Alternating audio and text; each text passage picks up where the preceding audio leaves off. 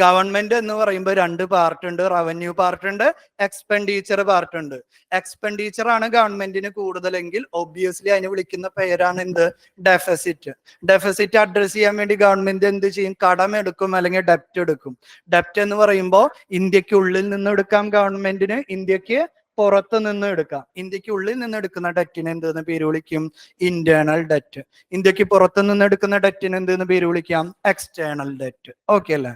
ഇനി ഇന്ത്യയുടെ കോമ്പോസിഷൻ നമുക്ക് നോക്കാം. ഇന്ത്യയുടെ ഇന്റേണൽ ഡെറ്റിന്റെയും എക്സ്റ്റേണൽ ഡെറ്റിന്റെയും കോമ്പോസിഷൻ നോക്കാം. ഒരു ഗവൺമെന്റ് എന്ന് പറയുമ്പോൾ ഐ റിപ്പീറ്റ് അഗെയിൻ, ഗവൺമെന്റ് എന്ന് പറയുമ്പോൾ ഇവിടെ ഉദ്ദേശിക്കുന്നത് എന്താണ്? സെൻട്രൽ ഗവൺമെന്റും സ്റ്റേറ്റ് ഗവൺമെന്റിന്. ഇന്ത്യയുടെ ടോട്ടൽ ഡെറ്റ് എടുത്തിട്ടുണ്ടെങ്കിൽ ആ ടോട്ടൽ ഡെറ്റിൽ 90% ഡെറ്റും ഏത് സോഴ്സിൽ നിന്നാണ് എടുത്തിട്ടുള്ളത്? ഇന്റേണൽ ഡെറ്റ് ആയിരിക്കും. എന്തായിരിക്കും കാരണം? ഒന്ന് ലോജിക്കലി ഒന്ന് ആലോചിച്ച് നോക്ക്. പുറത്തു നിന്ന് കടം എടുക്കും തോറും എന്തിനുള്ള ചാൻസ് കൂടുതലാ? കറൻസി റിസ്കിനുള്ള ചാൻസസ് കൂടുതലാണ് അല്ലെ? ഇന്ത്യക്ക് പുറത്തു നിന്ന് കടം എടുക്കാന്ന് പറഞ്ഞാൽ മസാല ബോണ്ടിലൂടെ ഒക്കെ നമ്മൾ എടുക്കുന്നുണ്ട്, പക്ഷെ അതിന്റെ പെർസെൻറ്റേജ് വളരെ കുറവാ. മോസ്റ്റ്ലി നമുക്ക് ലോൺ കിട്ടുന്നത് എന്തിലായിരിക്കും? ഡോളറിലോ ജാപ്പനീസ് യെന്നിലോ അല്ലെങ്കിൽ യൂറോയിലോ ഒക്കെ ആയിരിക്കും. അപ്പൊ വിദേശത്ത് നിന്നും കൂടുതൽ കടമെടുത്താൽ കറൻസി റിസ്ക് ഹയർ ആയിരിക്കും. നമ്മൾ കടമെടുക്കുന്നവർക്ക് ഒരുപാട് ലോസസ് ഉണ്ടാവാൻ സാധ്യതയുണ്ട്. ഇന്ത്യക്കുള്ളിൽ നിന്ന് എടുത്തതിന് ആ പ്രശ്നമില്ലല്ലോ. That is why 90% of our total debt is internal debt. വളരെ വളരെ ഇമ്പോർട്ടന്റ് ആണ് കേട്ടോ. പ്രിലിമിനറിക്ക് ഒക്കെ ഒരു സ്റ്റേറ്റ്മെന്റ് ആയിട്ട് നമുക്ക് എക്സ്പെക്ട് ചെയ്യാം. 90% of India's debt is internal debt. Second one, ഇന്ത്യയുടെ എക്സ്റ്റേണൽ ഡെറ്റ് നോക്കാം. അപ്പൊ 90%, ഞാൻ അതിനൊരു എക്സാമ്പിൾ പറയുകയാണെങ്കിൽ, ഇന്ത്യ 100 രൂപയാണ് മൊത്തത്തിൽ കടമെടുക്കുന്നതെങ്കിൽ അതിൽ 90 രൂപയും കടമെടുക്കുന്നത് എവിടെ നിന്നായിരിക്കും? ഇന്ത്യക്കുള്ളിൽ നിന്നായിരിക്കും, അല്ലെങ്കിൽ ഇന്റേണൽ സോഴ്സസിൽ നിന്നായിരിക്കും. ബാക്കി 10 രൂപയാണ് ഗവൺമെന്റ് എവിടെ നിന്ന് എടുക്കുന്നത്? ഇന്ത്യക്ക് പുറത്ത് നിന്ന് എടുക്കുന്നത്. ഓക്കെ അല്ലേ? അപ്പോ ഇന്ത്യയുടെ ഒരു 10% ഇന്ത്യക്ക് പുറത്ത് നിന്ന് കടമെടുക്കുന്നുണ്ട്. അപ്പൊ ഇന്ത്യ 10% പുറത്തു നിന്ന് കടമെടുക്കുന്നതിൽ ഓരോ കറൻസിയുടെയും കോമ്പോസിഷൻ ആണ് നമ്മൾ അടുത്തത് നോക്കാൻ വേണ്ടി പോകുന്നത്. ഇന്ത്യക്ക് പുറത്തു നിന്ന് കടമെടുക്കുന്നു എന്ന് പറയുമ്പോൾ അത് ഏതെല്ലാം സോഴ്സസിൽ നിന്നാവാം? ശ്രദ്ധിച്ചു നോക്കിയേ. The money of two private commercial bank. ഇന്ത്യക്ക് പുറത്തുള്ള കൊമേഴ്ഷ്യൽ ബാങ്കുകളിൽ നിന്ന് എടുക്കാം. കൊമേഴ്ഷ്യൽ ബാങ്ക് എന്ന് പറയുമ്പോൾ JP മോർഗൻ എന്നൊക്കെ നിങ്ങൾ കേട്ടിട്ടുണ്ടോ? ഇന്റർനാഷണൽ ബാങ്കുകൾ. ഈവൺ ഈ ഫെഡറൽ ബാങ്ക് എന്ന് പറയുന്നത് എന്ത് ബാങ്ക് അല്ല? ഇന്ത്യൻ ബാങ്ക് അല്ല, ഫോറിൻ ബാങ്ക് ആണ്. അതിന്റെ ബ്രാഞ്ചസ് ആണ് ഇന്ത്യയിലുള്ള. ഇന്ത്യക്ക് പുറത്തു നിന്നുള്ള കൊമേഴ്ഷ്യൽ ബാങ്കുകളിൽ നിന്ന് ഇന്ത്യ ഗവൺമെന്റിന് കടമെടുക്കാം. ഫോറിൻ ഗവൺമെന്റുകളിൽ നിന്ന് കടമെടുക്കാം. Example, India government Sri Lanka, Bhutan, Nepal പോലെയുള്ള രാജ്യങ്ങൾക്ക് നമ്മൾ കഴിഞ്ഞ ദിവസം പഠിച്ചിരുന്നു. ഇന്ത്യ ഗവൺമെന്റ് വേറെ രാജ്യങ്ങൾക്ക് എന്ത് കൊടുക്കാറുണ്ട്? ലോണ് കൊടുക്കാറുണ്ട്. ഏത് തരം എക്സ്പെൻഡിച്ചറാ? ആലോചിച്ചിട്ട് പറയും. ലോൺ കൊടുക്കുന്നത് ഏത് തരം എക്സ്പെൻഡിച്ചറാ? Capital expenditure, because it increases asset. Okay ആണോ? ഗ്രാന്റ് കൊടുക്കുന്നത് ഏത് തരം എക്സ്പെൻഡിച്ചറാ? Revenue expenditure. ഓക്കെ ആണല്ലോ? അപ്പൊ ഫോറിൻ ഗവൺമെന്റിൽ നിന്ന് ഇന്ത്യക്ക് കടമെടുക്കാം. അതേപോലെ തന്നെ international financial institute such as IMF and world bank. ഇന്ത്യയിലെ ഏത് പ്രധാനപ്പെട്ട സ്കീം എടുത്താലും, ഇൻഫ്രാസ്ട്രക്ചർ പ്രൊജക്ട് എടുത്താൽ അവിടെയൊക്കെ നമുക്ക് ഈ വേൾഡ് ബാങ്കിനെ കാണാൻ വേണ്ടി പറ്റുമോ അല്ലെ? ഗവൺമെന്റ് വേൾഡ് ബാങ്കിൽ നിന്ന് 40% കടമെടുത്തു, 20% പ്രൊജക്ടിന് വേണ്ടി കടമെടുത്തു എന്നൊക്കെ നമ്മൾ കാണാറുണ്ട്. ഓക്കെ അല്ലേ? നമുക്കിനി എക്സ്റ്റേണൽ ഡെറ്റിന്റെ കോമ്പോസിഷൻ നോക്കാം. നമുക്ക് ലേറ്റസ്റ്റ് ഡേറ്റ അവൈലബിൾ ആയിട്ടില്ല. ഈ ഡേറ്റ എന്ന് പറയുന്നത് 31 മാർച്ച് 2020 ഡേറ്റയാണ് കേട്ടോ. ആൾമോസ്റ്റ് ഇതൊക്കെ തന്നെയായിരിക്കും. ചിലപ്പോൾ 1%, 2% ഒക്കെയാണ് വ്യത്യാസം ഉണ്ടാവുള്ളൂ.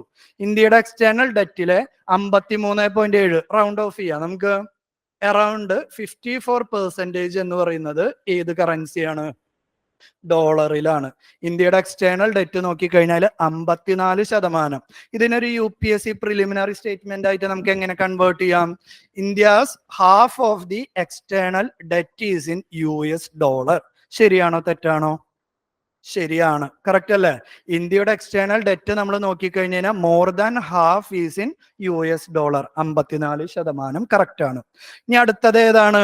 ഇന്ത്യൻ റുപ്പീസിലാണ് നമ്മൾ അടുത്ത 32% മേടിക്കുന്നത്. ഇന്ത്യൻ റുപ്പി എന്ന് പറയുമ്പോൾ എങ്ങനെയായിരിക്കും ഈ കാശ് നമ്മൾ കടമെടുത്തിട്ടുണ്ടായിരിക്കുക? Through masala bond.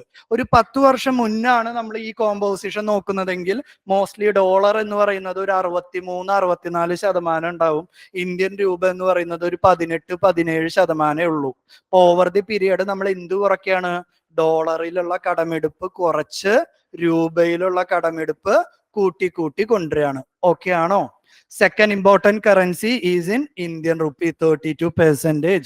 Then Japanese yen round of ചെയ്തോ 6% ജാപ്പനീസ് yen. ജസ്റ്റ് ഒന്ന് പഠിച്ചു വെക്കാടാ ഈ ഒരു ഡിക്രീസിങ് ഓർഡർ അല്ലെങ്കിൽ ഇൻക്രീസിങ് ഓർഡർ ആയിട്ട്. Next one special drawing right. അവിടെ നിൽക്കട്ടെ, എക്സ്പ്ലെയിൻ ചെയ്തു തരാം. യൂറോ അറിയാലോ, യൂറോപ്യൻ യൂണിയനിൽ ഉപയോഗിക്കുന്ന, യൂറോപ്പിലെ കുറെ കൺട്രികളുള്ള ഒരുമിച്ചുള്ള ഒരു ഓർഗനൈസേഷനെ വിളിക്കുന്ന പേരാണ് യൂറോപ്യൻ യൂണിയൻ. ഈ യൂറോപ്യൻ യൂണിയൻ നിങ്ങൾക്ക് കുറച്ചും കൂടി ഫെമിലിയർ ആവാ. യൂറോപ്പിലേക്കൊക്കെ പോകുന്ന ആൾക്കാർ ഷെങ്കൻ വിസ എന്നൊക്കെ പറയുന്ന ഒരു കൺസെപ്റ്റ് എടുക്കാറുണ്ട്. എന്ത് ഈ ഷെങ്കൻ വിസ എന്ന് പറഞ്ഞാൽ ഒരു തരത്തിലുള്ള ഒരു വിസയാണ്. ആ വിസ എടുത്തിട്ടുണ്ടെങ്കിൽ യൂറോപ്യൻ യൂണിയനിൽ വരുന്ന കുറെ രാജ്യത്തേക്ക് നമുക്ക് എന്ത് ചെയ്യാൻ വേണ്ടി പറ്റും? ഫ്രീ ആയിട്ട് നമുക്ക് ട്രാവൽ ചെയ്യാൻ പറ്റും. ഓരോ രാജ്യത്തേക്ക് പോകുന്നതിന് സെപ്പറേറ്റ് വിസ നമുക്ക് എടുക്കേണ്ട ആവശ്യം ഉണ്ടാവാറില്ല. ഓക്കെ അല്ലേ? ഈ യൂറോപ്യൻ യൂണിയനിലുള്ള കൺട്രീസ് കോമൺ ആയിട്ട് ഉപയോഗിക്കുന്ന ഒരു എന്താണ് റിസർവ് അല്ലെങ്കിൽ കറൻസി ആണ് എന്ത്? യൂറോസ് എന്ന് പറയുന്നത്. ഓക്കെ അല്ലേ? നമുക്ക് ഈ ടൈമിനെ ഞാനൊന്ന് എക്സ്പ്ലെയിൻ ചെയ്ത് തരട്ടെ. സ്പെഷ്യൽ ഡ്രോയിങ് റൈറ്റ്സ് എന്ന് പറയുന്നത് നമ്മൾ അത് ഭാവിയിൽ ഇന്റർനാഷണൽ ഓർഗനൈസേഷൻ എന്ന് പറയുന്ന ഒരു ഭാഗത്ത് എടുക്കും. പക്ഷെ ക്ലാരിറ്റി കുറവ് വേണ്ട. ഇവിടെ ഒന്ന് ഞാൻ എക്സ്പ്ലെയിൻ ചെയ്തു തരാം. സ്പെഷ്യൽ ഡ്രോയിങ് റൈറ്റ്സ് ഞാൻ ഇതിനെ ഷോർട്ട് ആക്കിയിട്ട് SDR എന്ന് വിളിച്ചോട്ടെ, ബുദ്ധിമുട്ടില്ലല്ലോ? ഓക്കെ, ഞാനിത് ഇവിടെ ഒരു ഇൻസ്റ്റിറ്റ്യൂഷന്റെ പേര് എഴുതാണ്. IMF, world bank. ഈ രണ്ട് ഇൻസ്റ്റിറ്റ്യൂഷനെ നമ്മൾ വിളിക്കുന്ന പേരാണ് ബ്രിട്ടൻ വുഡ്സ് ഇൻസ്റ്റിറ്റ്യൂഷൻ. ഇന്നത്തെ നമ്മുടെ ആദ്യത്തെ ഡിസ്കഷൻ എന്തായിരുന്നു? ന്യൂസ് പേപ്പർ ഡിസ്കഷൻ അല്ലെ? അതിലൊരു ഇന്റർനാഷണൽ ഓർഗനൈസേഷനെ കുറിച്ച് ഞാൻ പറഞ്ഞിരുന്നു. എന്താ? UN. സെക്കൻഡ് വേൾഡ് വാറിന് ശേഷം ലോകരാജ്യങ്ങൾ തമ്മിലുള്ള പീസ് അല്ലെങ്കിൽ സമാധാനം ഉറപ്പുവരുത്തുന്നതിന് വേണ്ടി ഫോം ചെയ്തിട്ടുള്ള ഒരു ഓർഗനൈസേഷനാണ് എന്ത്? UN. ഇനി സെക്കൻഡ് വേൾഡ് വാറിന് ശേഷം സംഭവിച്ച വേറൊരു കാര്യമുണ്ട്. എന്താണെന്നറിയോ? എല്ലാ രാജ്യങ്ങളും പരസ്പരം ഈ വാറിൽ ഏർപ്പെടുമ്പോൾ മിക്കവാറും എല്ലാ രാജ്യത്തെയും എക്കണോമി വളരെ വളരെ മോശമായിട്ട് തകർന്നിട്ടുണ്ടായിരിക്കും. കറക്റ്റ് അല്ലേ? സെക്കൻഡ് വേൾഡ് വാറിന് ശേഷം എക്കണോമി റിവൈവ് ചെയ്യുന്നതിന് വേണ്ടി ഫോം ചെയ്തിട്ടുള്ള രണ്ട് ഇന്റർനാഷണൽ ഫൈനാൻഷ്യൽ ഇൻസ്റ്റിറ്റ്യൂഷൻസ് ആണ് എന്ത്? ഒന്ന് IMF. എന്താണ് അതിന്റെ expansion? International monetary fund. Second one world bank. ഈ രണ്ട് ഇൻസ്റ്റിറ്റ്യൂഷനും ഫോം ചെയ്തത് USA ബ്രിട്ടൻ വുഡ് എന്ന് പറയുന്ന സ്ഥലത്ത് നടന്ന ഒരു കോൺഫറൻസിലാണ്. ഏതു വർഷം? 1944. ബ്രിട്ടൻ വുഡിൽ നടന്ന കോൺഫറൻസ് മുഖേന ഫോം ചെയ്തത് കൊണ്ടാണ് ഈ രണ്ട് ഇൻസ്റ്റിറ്റ്യൂഷൻസിനെ നമ്മൾ എന്തെന്ന് പേര് വിളിക്കുന്നത്? ബ്രിട്ടൻ വുഡ്സ് ഇൻസ്റ്റിറ്റ്യൂഷൻ എന്ന് പേര് വിളിക്കുന്നത്. ഇതുവരെ ഓക്കെ ആണോ? പ്രശ്നമില്ലല്ലോ? ഇനി നമ്മൾ ഇയാളിലേക്ക് മാത്രം ഡിസ്കഷൻ ഞാൻ കൊണ്ടുവരാൻ പോവാണ്. IMF, international monetary fund.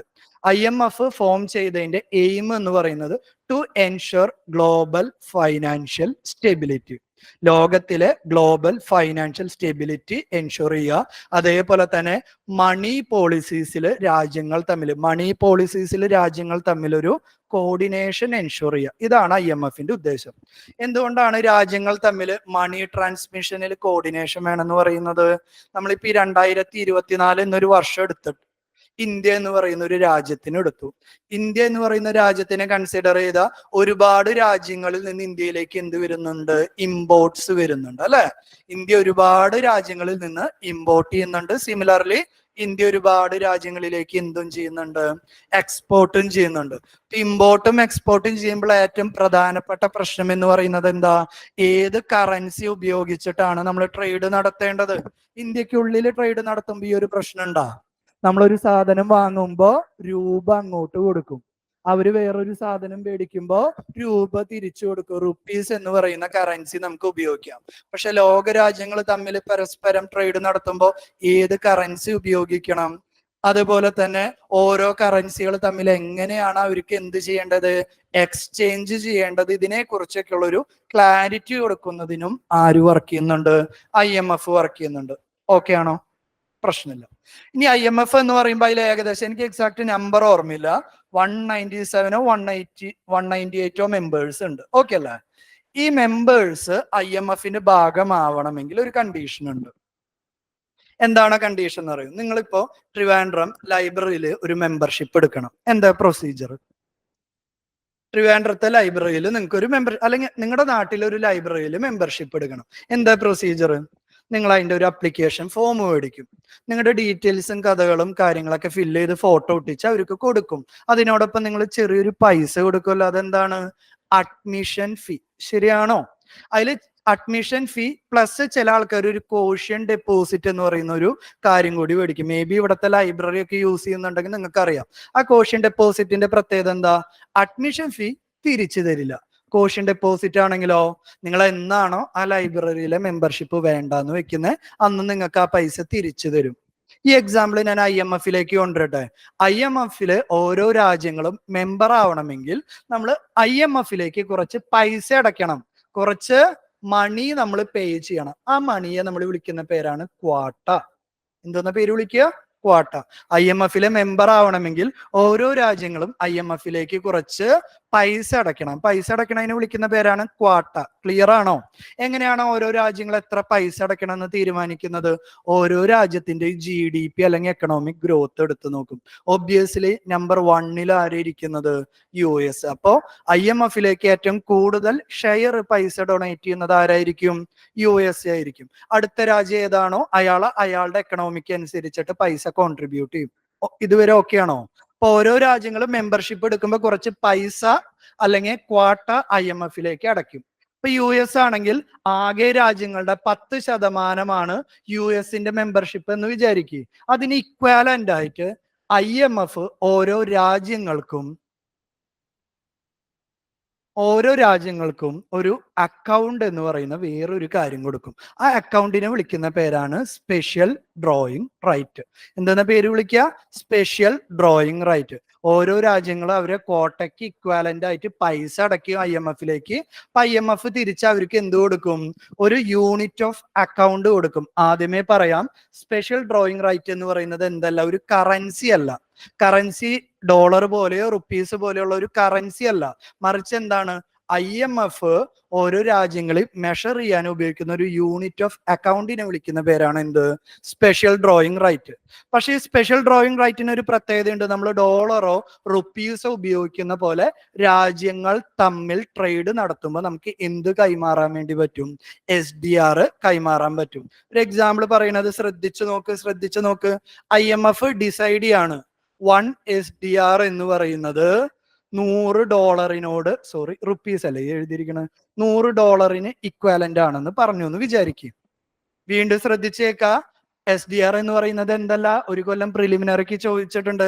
SDR is A currency of IMF. തെറ്റാണ്. SDR എന്ന് പറയുന്നത് ഡോളർ പോലെയോ റുപ്പീസ് പോലെയുള്ള ഒരു കറൻസി അല്ല.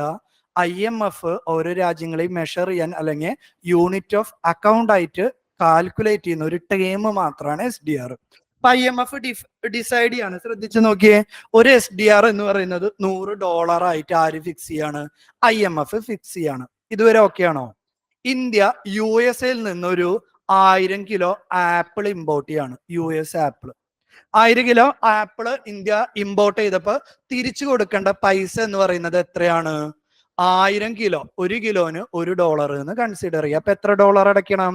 $1000 അടയ്ക്കണം. ഇന്ത്യയിൽ ഡോളർ ഇല്ല എന്ന് വിചാരിക്കുക. പക്ഷെ ഇന്ത്യയുടെ എന്തുണ്ട്? ഇന്ത്യ IMF-ലേക്ക് കാശ് അടച്ചപ്പോ ഇന്ത്യക്ക് എന്ത് കിട്ടിയിട്ടുണ്ട്? SDR കിട്ടിയിട്ടുണ്ട്. അപ്പൊ $1000 USA-ക്ക് കൊടുക്കുന്നതിന് വരെ ഇന്ത്യക്ക് എന്ത് കൊടുക്കാം? 10 SDR കൊടുക്കാം. SDR കറൻസി ആണോ? അല്ല. പക്ഷെ രാജ്യങ്ങൾ തമ്മിൽ ട്രേഡ് നടത്തിന് നമുക്ക് ഉപയോഗിക്കാൻ പറ്റുന്ന ഒരു യൂണിറ്റ് ഓഫ് അക്കൗണ്ട് ആണ്.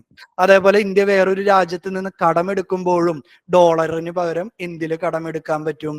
SDR-ൽ കടമെടുക്കാൻ പറ്റും. ഒരു ഐഡിയ കിട്ടിയ SDR എന്തൊക്കെയാ കൺക്ലൂഡ് ചെയ്യേണ്ടത്? SDR എന്ന് പറയുന്നത് IMFന്റെ ഒരു യൂണിറ്റ് ഓഫ് അക്കൗണ്ട് ആണ്. ഇന്ത്യ പോലുള്ള രാജ്യങ്ങൾക്ക് കടമെടുക്കാൻ വേണ്ടി SDR പോലുള്ള അക്കൗണ്ട് ഉപയോഗിക്കാം. അതേപോലെ നമുക്ക് അത് എന്തായിട്ട് ഉപയോഗിക്കാം? ഡോളർ പോലെ നമ്മുടെ രാജ്യം ഫോറിൻ കറൻസി റിസർവ്, ഡോളറൊക്കെ നമ്മൾ എടുത്തു വെക്കില്ലേ കറൻസി റിസർവ് ആയിട്ട്, അത്തരത്തിൽ SDRും ഒരു ഫോറിൻ റിസർവ് ആയിട്ട് നമുക്ക് എടുത്തു വെക്കാൻ പറ്റും. ഇത്ര മനസ്സിലാക്കിയാൽ മതി കേട്ടോ. ഇത്ര ഡീറ്റെയിൽഡ് ആയിട്ട് ചോദിക്കില്ല. SDR കറൻസി അല്ല, ഇറക്കുന്നത് IMF ആണ്, വാല്യൂ ഡിസൈഡ് ചെയ്യുന്നത് IMF ആണ്. ഓരോ രാജ്യത്തിന്റെ ക്വാട്ട എത്രയാണോ അതിനനുസരിച്ചിട്ടാണ് ആ രാജ്യത്തിന് SDR കിട്ടുക. ഓക്കെ.